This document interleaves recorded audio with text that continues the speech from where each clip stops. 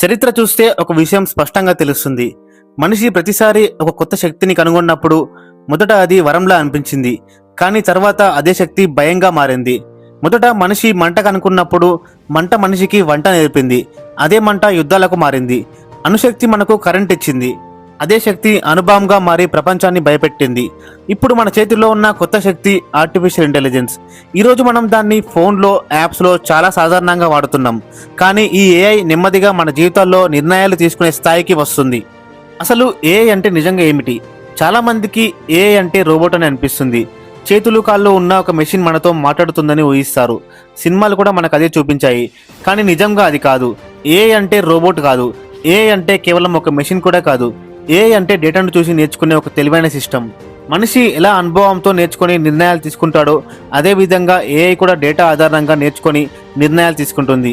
ఇది మనలాగా కనిపించదు, కానీ మనలాగే ఆలోచించినట్టు పనిచేస్తుంది. మనిషి చిన్నప్పటి నుంచి తప్పులు చేస్తూ నేర్చుకుంటాడు. పడిపోతాడు, బాధపడతాడు, మళ్ళీ లేచి ప్రయత్నం చేస్తాడు. ఒక తప్పు నుంచి ఒక పాఠం నేర్చుకుంటాడు. ఈ ప్రక్రియ మనిషికి సంవత్సరాలు పడుతుంది. కొన్ని విషయాలు జీవితాంతం కూడా పూర్తిగా అర్థం కావు. కానీ ఏఐకి బాధ అవసరం లేదు, భయం అవసరం లేదు, సమయం అవసరం లేదు. ఏఐ ఒకేసారి కోట్ల డేటా చూస్తుంది. లక్షల తప్పులు ఒకే సెకండ్లో చేస్తుంది. ప్రతి తప్పు నుంచి వెంటనే నేర్చుకుంటుంది. మనిషి ఒక జీవితంలో ఎంత నేర్చుకుంటాడో ఏఐ అంతకంటే ఎక్కువ ఒక్క రోజులో నేర్చుకుంటుంది. మనిషి అలసిపోతాడు, మర్చిపోతాడు, ఎమోషన్స్ వల్ల తప్పుడు నిర్ణయాలు తీసుకుంటాడు. కానీ ఏఐ అలసిపోదు. ఏఐకి ఎలాంటి ఎమోషన్స్ ఉండవు. మనిషి కోపంతో ఆగిపోతాడు, ఏఐకి కోపం ఉండదు. మనిషి భయంతో వెనక్కి తగ్గుతాడు, ఏఐకి భయం ఉండదు. ఈ తేడానే ఈ ఒక్కరోజు ఏఐ మనిషి కంటే ఎక్కువ ప్రమాదకరంగా మారే అవకాశం ఉందని చెబుతుంది. ఏఐ 3 రకాలుగా పనిచేస్తుంది: నారో ఏఐ, జనరల్ ఏఐ, ఇంకా సూపర్ ఏఐ. ఈరోజు మనం వాడుతున్న ఏఐ నారో ఏఐ, అంటే ఒక్క పని మాత్రమే చేసే ఏఐ. యూట్యూబ్ మీకు ఏ వీడియో నచ్చుతుందో అంచనా వేసి అదే వీడియోని మళ్ళీ చూపిస్తుంది. గూగుల్ మీ ప్రశ్నకి సమాధానం ఇస్తుంది. ఫేస్ అన్లాక్ మీ ముఖాన్ని గుర్తించి ఫోన్ ఓపెన్ చేస్తుంది. ఇవన్నీ తెలివిగా కనిపిస్తాయి, కానీ ఇవి నిజానికి ఆలోచించవు. మనం ఇచ్చిన డేటా మీదే పనిచేస్తాయి. అయినా ఈ ఆలోచించిన ఏఐ మన జీవితంపై ఎంత ప్రభావం చూపిస్తుందో మనకు అర్థం కావడం లేదు. ఇది మన అటెన్షన్ను కంట్రోల్ చేస్తుంది. మనం ఏం చేయాలో నిర్ణయిస్తుంది. మన అభిప్రాయాలను మెల్లగా మార్చేస్తుంది. మనకు తెలియకుండానే మన ఆలోచనలు మారిపోతాయి.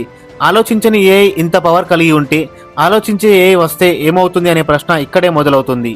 జనరల్ ఏఐ ఇంకా రాలేదు, కానీ ఇది తయారవుతుంది. ఈ ఏఐ మనిషిలా నేర్చుకుంటుంది. ఏ సబ్జెక్ట్ అయినా అర్థం చేసుకుంటుంది. కొత్త ఆలోచనలు సృష్టిస్తుంది. ఒక్క మాటలో చెప్పాలంటే ఏఐ = మనిషి మెదడు. ఇది వచ్చిన రోజు మనిషి ప్రత్యేకత తగ్గిపోతుంది. ఎందుకంటే మనిషి చేసే పనులన్నీ ఏఐ కూడా చేయగలదు. కానీ మనిషి కంటే వేగంగా, మనిషి కంటే తప్పులు లేకుండా చేయగలదు. దాని తర్వాత వచ్చేదే సూపర్ ఏఐ. ఇది మన ఊహకే అందదు.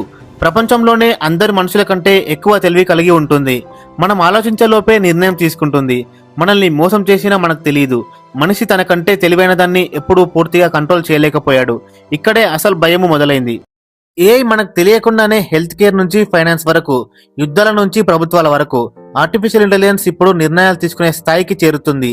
ఇప్పుడు మనం ఈ 4 రంగాల్లో ఏఐకి ఇచ్చిన పవర్ మనిషిని ఎక్కడికి తీసుకెళ్తుందో చూద్దాం. ముందుగా హెల్త్ కేర్.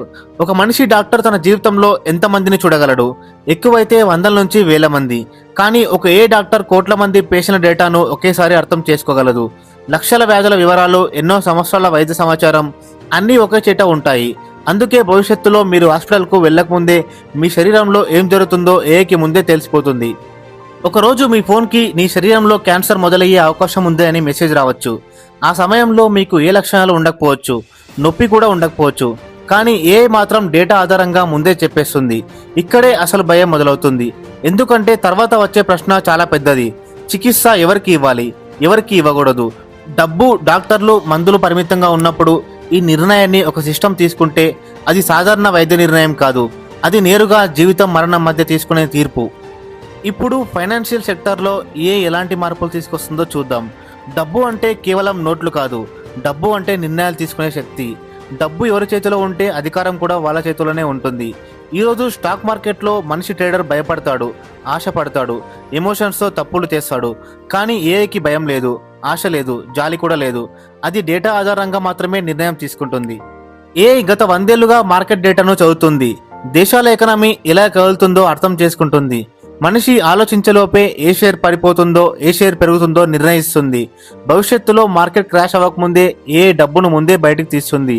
అప్పుడు సాధారణ మనిషి నష్టపోతాడు. ఏఐని కంట్రోల్ చేసే వాళ్ళు మాత్రం ఇంకా ధనవంతులుగా అవుతారు. డబ్బు ఏ చేతిలో ఉంటే దేశాలు కూడా నెమ్మదిగా బానిసలుగా మారిపోతాయి. అలాగే దేశాల మధ్య జరిగే యుద్ధం, ప్రభుత్వ పాలన ఏ చేతిలోకి వెళ్తే ఎలా ఉంటుందో ఇప్పుడు చూద్దాం. మనిషి యుద్ధంలో ఒక్కసారైనా ఆగుతాడు. భయం ఉంటుంది, ఆలోచన ఉంటుంది. కానీ ఏఐకి ఇవేవి ఉండవు.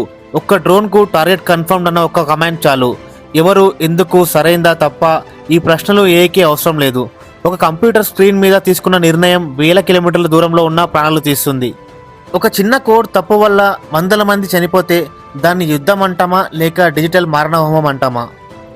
ఇదే ఏఐ ప్రభుత్వం చేతిలోకి వెళ్ళినప్పుడు ప్రమాదం ఇంకాస్త పెరుగుతుంది. ప్రజాస్వామ్యం అంటే ప్రజల మాట వినడం. కానీ ఏఐకి ప్రజల మాట కాదు, ప్రజల డేటా చాలు. మీరు ఏం చేస్తున్నారు, ఏం మాట్లాడుతున్నారు, ఏం ఆలోచిస్తున్నారు అన్నీ ఏఐకి తెలుసు.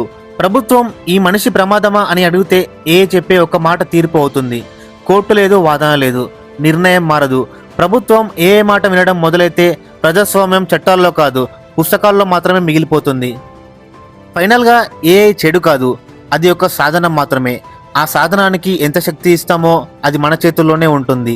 హెల్త్ కేర్లో, డబ్బు విషయాల్లో, యుద్ధాల్లో, ప్రభుత్వాల్లో, ఇలా అన్నిటి రంగాల్లో ఏఐ ఎక్కువగా వాడితే మనిషి పాత్ర మెల్లగా తగ్గిపోతుంది.